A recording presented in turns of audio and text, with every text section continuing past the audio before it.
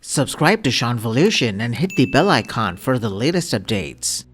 The sinking of the RMS Titanic in 1912 was a human tragedy of immense proportions, but it also resulted in the loss of a staggering amount of wealth. The unsinkable ship carried some of the world's richest people along with their valuable personal belongings and a cargo hold filled with luxury goods. While the ship's most valuable item will never be recovered, many other artifacts have been found and sold for remarkable sums, providing a glimpse into the opulence that went down with the ship. Here are 10 of the most expensive and valuable items on the Titanic, ranked by their approximate value in today's money. At number 10, we have Perfume Vials belonging to Adolphe Saalfeld. Adolphe Saalfeld was a German perfumer traveling in first class to promote his fragrances in New York. He carried a leather case filled with 65 bottles of perfume samples. The leather helped preserve the contents by shielding them from salt water and marine organisms, allowing the vials to remain intact for over 70 years on the ocean floor. The case was recovered from the wreck site and some of the bottles still contained their scent. Researchers describe the aroma as floral and citrusy, a ghostly echo of Edwardian luxury.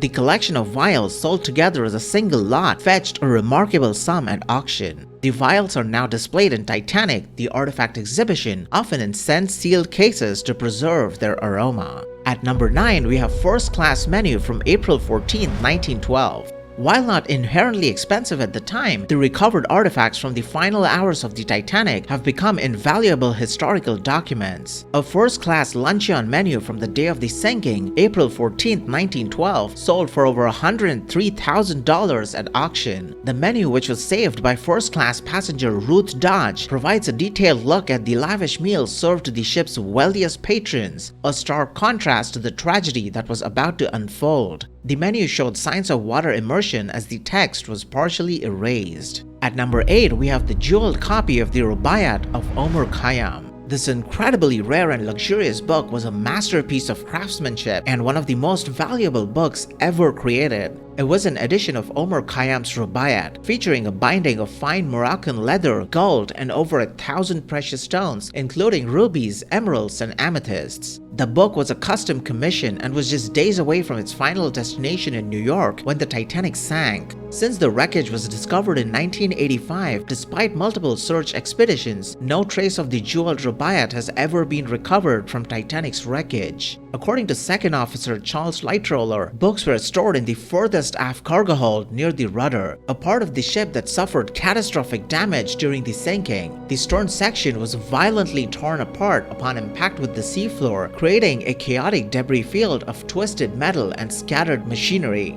Unlike the relatively intact bow, the stern is fragmented with large sections of metal collapsed into a tangled mass and is difficult for remote robots to navigate into. The destruction has made it nearly impossible to reach any interior areas, especially the aft cargo hold, which was shattered into countless fragments during the sinking. Though the book was lost at sea, its value is estimated to be over $120,000 today, making it a truly priceless piece of literary and artistic history. At number 7, we have the Master Key for First-Class Steward. The key, which belonged to First-Class Steward Edmund Stone, provides a tangible link to a specific individual and a poignant story of the disaster. Stone did not survive the sinking and his body was recovered by the Mackay Bennett but was buried at sea on April 21, 1912.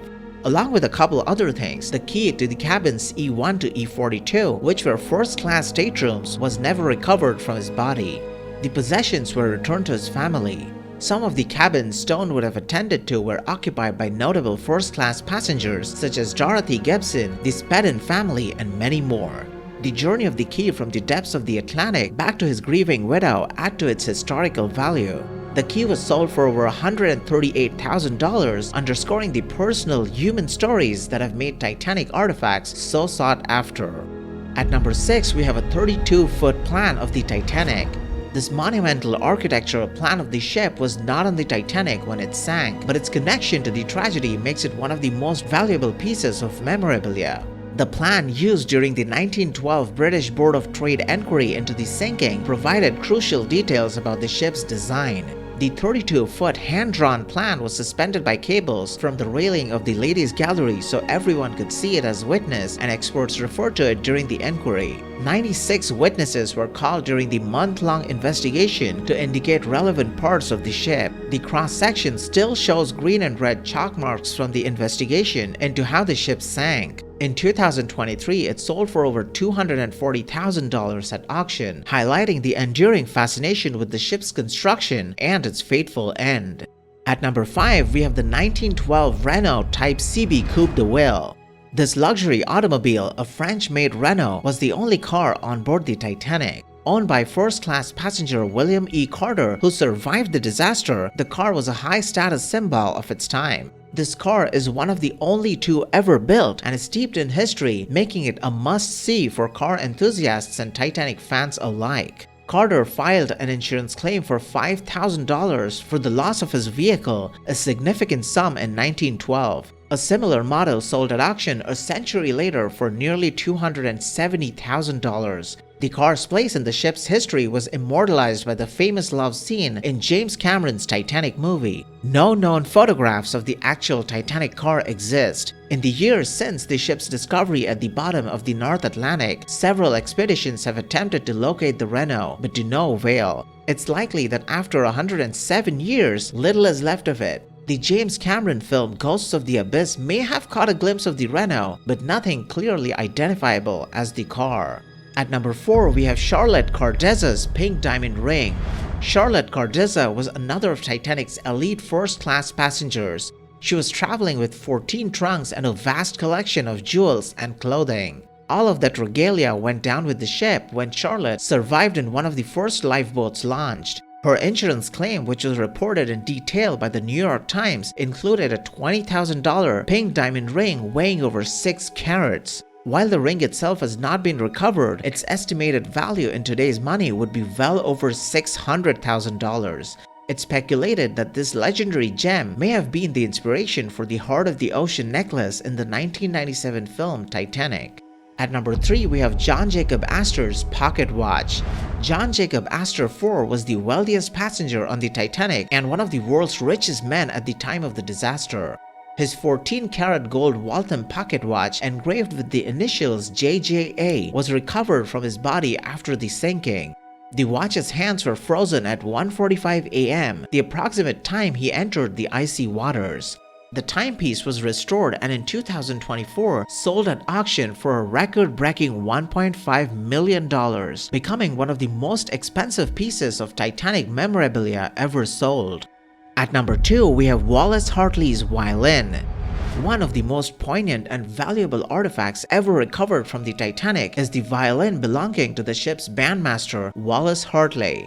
As the ship was sinking, Hartley and his fellow musicians famously played on the deck to help calm passengers. It is widely believed that their final song was Nearer My God to Thee. None of the band members survived the sinking, and the story of them playing to the end became a popular legend. Only 3 of the musicians' bodies were recovered from the wreckage. Wallace Hartley's body was recovered 10 days later with his music case containing the violin strapped to his chest. Skeptics initially refused to believe that this could be the real thing, assuming that the violin would have been so badly damaged by water that it simply could not have survived. However, after 9 years of evidence gathering and forensic analysis, including CT scans and a certification by the Gemological Association of Great Britain, it was confirmed that this in fact was the violin that Wallace Hartley had played aboard the RMS Titanic. Forensic experts certified that the engraving on the metal tailpiece was contemporary with those made in 1910, and the instrument's corrosion deposits were considered compatible with immersion in seawater.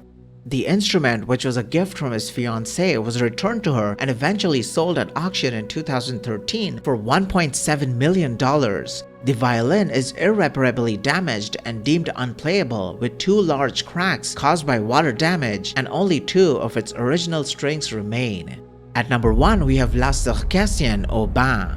This large-scale oil painting by French artist Marie-Joseph Blondel holds the distinction of being the single most valuable item to sink with the Titanic. The painting was first exhibited at the Louvre Museum in November 1814, the same museum that also houses the Mona Lisa. It belonged to Swedish businessman Moritz Håkan Bjornstorm Stephenson, a first-class passenger who survived the sinking. His insurance claim for the painting was a staggering $100,000 in 1912. It would be the equivalent to over $3 million today, which is a staggering loss. The painting gained notoriety as the subject of the largest claim made against the White Star Line for the loss of a single item of baggage or cargo. Bjornstorm Stephenson did not receive the compensation he asked for. The painting, a neoclassical work depicting a woman bathing, was never recovered. Its loss cemented its place in history as one of the most famous lost artworks. The lost wealth on the Titanic is more than just a list of expensive items. It's a mosaic of human lives, of dreams and fortunes that were swept away in a single night. The artifacts that have been recovered from the wreck are not just objects, they're tangible pieces of a monumental story, each with a unique history and a powerful connection to the people who were aboard the world's most famous ship.